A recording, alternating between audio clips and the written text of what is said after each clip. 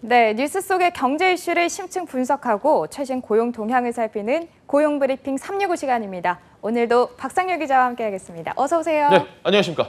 네, 오늘은 이렇게 인사 안 하시네요.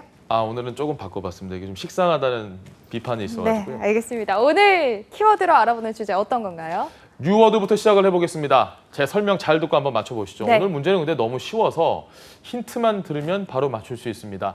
코로나19가 전 세계로 확산하면서 다른 사람들과의 접촉을 피하기 위해서 이곳에 자주 머무르면서 생긴 말입니다. 힌트 한 가지 더 드리면 뭐 거의 정답인데요. 네. 집에서 머무는 것을 뜻하는 말이고 비슷한 말은 가르쳐드리지 않겠습니다. 뭘까요? 그래도 힌트가 비교적 굉장히 쉬운 것 같은데 그럼요. 집에만 있는 집콕. 집콕. 네, 코로나19 이후에 굉장히 이 단어 많이 쓰이더라고요. 그러니까요. 사실 네. 뭐 좀 문제 자체가 너무 쉬워가지고 집콕 쪽 맞습니다. 다음에는 굉장히- 좀 어려운 문제 준비해 주세요. 알겠습니다. 다음에 네. 미적분을 들고 오겠습니다. 네. 자, 계속해서 설명드리겠습니다. 코로나19 우리의 일상생활 완전히 바꿔놨죠. 이제 하나의 일종의 라이프 스타일로 자리를 잡았습니다. 불과 6개월 만에 우리 주변의 모든 환경이 바뀌었고 우선은 그 어느 곳보다 지금 큰 변화를 맞은 곳이 바로 집콕 쪽, 방콕 쪽이라고 합니다. 이런 집콕 쪽이 증가를 하면서 특히 배달 문화도 활성화됐고요. 비대면 서비스의 영역이 더 넓어지고 있습니다. 이와 함께 일정한 금액을 지불하고 정기적으로 서비스를 이용하는 구독 경제의 성장세도 매서운데요. 오늘 이슈픽에서 자세하게 알려드리겠습니다. 네, 사실 기존에도 우리나라만큼 이렇게 배달 문화가 잘 만들어져 있는 곳이 없다고 하더라고요. 그런데 이제 코로나19 이후에 비대면 이런 게 늘어나면서 좀 더 그 폭도 넓어지고 굉장히 다양해졌다고요. 맞습니다. 보통 이 배달하면 음식, 마트, 뭐 음식점 이런 거 생각하실 텐데 요즘은 편의점도 지금 배달 서비스에 뛰어들었습니다. GS25는 아이스크림 배달 서비스를 시작을 했습니다. 지금 전국 1000여 점을 시작으로 3개월의 테스트 기간을 거쳐서 이달 말에는 전 점포로 확대를 한다고 합니다. 네. 상품 종류도 뭐 아이스크림뿐만 아니라 더 확대를 할 예정이라고 하네요. 네, TV 보니까 제가 좋아하는 조정석 씨가 이 광고를 하던데 요즘 휴대폰도 이 점포에 찾아가서가 아니라 음식 배달처럼 이렇게 직접 배달이 되더라고요. 자, 온라인으로 스마트폰을 주문을 하면 안방까지 총알 배송을 해주는 서비스가 지금 인기를 끌고 있는데 이통 3사가 대리점 등을 통한 판매 시장이 위축되자 온라인 판매 채널 강화에 나선 겁니다.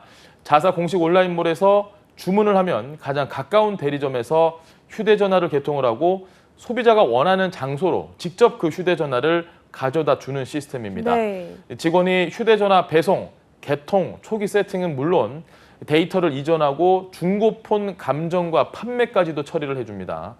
여기에 이제는 24시간 운영되는 무인 매장도 등장을 했다고 하네요.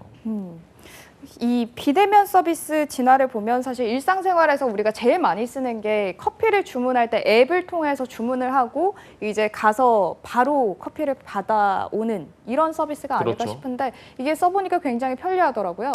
뭐 그동안은 지금 온라인 쇼핑이나 뭐 배달 음식 주문과 달리 식당, 카페, 뭐 상점 등에서는 타인과의 대면이 당연하다는 게 그간의 정석이었는데 이제는 네. 뭐 옛말이 됐습니다. 1, 2년 전부터 무인 주문대가 확산을 하다가 지난해 하반기 이후에는 IT 업체들이 아예 모바일 주문 서비스를 개시를 하면서 코로나 사태로 수요가 더 많은데 체인점이 아닌 동네의 이 작은 카페에서도 매장 테이블에 앉아서 모바일로 주문을 하고 서비스 앱으로 미리 주문을 한 걸 픽업을 해가는 그런 수요가 많다고 하네요. 주유소에서도 이런 서비스 사용 가능하다는 거 혹시 뭐 알고 계시겠죠? 아니요, 저 지금 처음 들었는데 주유소에서도 이게 가능한가요? 주유소에서도 가능합니다. 이 주유 오. 앱에 차량 정보를 등록을 하고 방문할 주유소를 선택을 한 다음에 기름 종류를 그리고 주유할 양까지 결정을 한 뒤에 결제를 해놓으면 주유소에 가서도 직원을 만나지 않고 네. 결제를 위해서 신용카드 따로 건넬 필요도 없는 겁니다. 이러한 주유 앱을 활용한 여러 가지 서비스 최근 폭증했습니다. 전문가들은 코로나19 사태로 대중교통 사용을 자제하고 자차 운행을 늘리면서도 타인과는 가급적이면 이게 접촉을 하지 않으려는 그런 대중의 욕구가 반영된 결과라고 평가했습니다. 네, 또 백화점이랑 대형마트에서도 이런 비대면 서비스에 집중을 하고 있다고 하던데요. 네, 온라인으로 미리 주문을 해서 매장을 찾은 고객의 차에 직원이 직접 장바구니를 실어주는 드라이브 서비스가 바로 요즘 인기입니다. 네. 전국 각지에서 지역 경기를 살리고자 드라이브스루 선별 진료소에서 착안을 해서 농산물과 뭐 회 이런 거를 드라이브스루 방식으로 판매하는 아이디어가 보다 확산한 결과인데 원하는 제품을 바로 픽업을 하면서도 타인과는 접촉을 최소화할 수 있어서 굉장히 인기라고 하네요. 네. 기존에는 이 식품을 정기적으로 배송하는 서비스가 사실 더 많았는데 한층 더 진화해서 새로운 서비스가 많아졌다 이런 얘기가 있더라고요. 어떤 것들이 있나요? 구독 서비스가 지금 한층 강화를 했습니다. 뭐 네. 빵, 커피, 과자, 양말 다양한 품목으로 빠르게 확대되는 건 기본이고요. 한 업체는 얼음컵 정기권도 판매를 하고 있다고 합니다. 여러 개를 할인된 가격으로 미리 사두고 이용을 하는 구독 서비스 이런 건데 베이커리도 마찬가지로 한 달치 식빵이나 커피를 한 번에 미리 결제를 해서 필요할 때 하나씩 받아가면 80% 정도로 깎아줍니다. 백화점들이나 뭐 햄버거 프랜차이즈들도 이런 선결제 방식의 구독 서비스를 시작을 했습니다. 오, 80%까지 할인이 된다라고 하니까 네. 저도 굉장히 솔깃해지는데 이렇게 기업별로 구독 서비스와 품목이 다양해지면 경쟁도 더 치열해지지 않을까 이런 맞습니다. 당연한 뭐 생각이 들거든요. 기업들의 경쟁이 네네. 치열해지면 좋은 건 역시 우리 고객들이죠. 그렇죠. 좀 더 다양하면서도 저렴하게 차별화된 서비스를 통해서 충성 고객을 확보할 수 있는 게 바로 구독 서비스 시장이다 보니까 경쟁은 굉장히 치열해질 겁니다. 지금보다 더. 근데 코로나19에 따른 고객 감소로 타격을 받고 있는 업체로서는 이 마진을 더 줄이더라도 이런 구독 서비스를 통한 충성 고객을 늘리는 방식으로 위기를 넘기겠다는 전략을 세울 수밖에 없는 현실이기도 합니다. 네. 이 소비자로서는 저렴하게 물건을 더 편리하게 살 수 있다 보니까 앞으로도 인기는 지속될 것으로 보입니다. 그런데 우리나라도 그렇지만 지금 세계적으로 이런 구독 경제가 좀 확산하는 분위기라면서요? 네, 실제로 상당히 빠르게 성장을 하고 있습니다. 한 투자 보고서에 따르면 2000년에 약 2,150억 달러였던 구독 경제 시장 규모는 2020년에는 5,300억 달러에 달할 것으로 전망됩니다.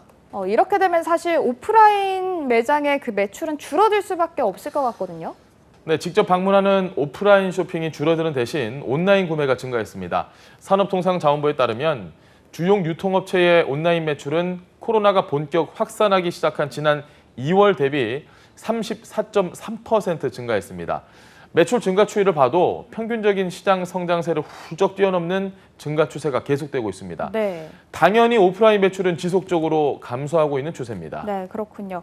오늘 비대면 서비스 그리고 구독 경제에 대해서 함께 박상률 기자와 짚어봤는데요. 코로나19로 경제 지형이 변화하면서 상품과 서비스를 타인과 나누는 공유 경제 대신에 비대면 서비스 같은 구독 경제가 보편화되고 있습니다.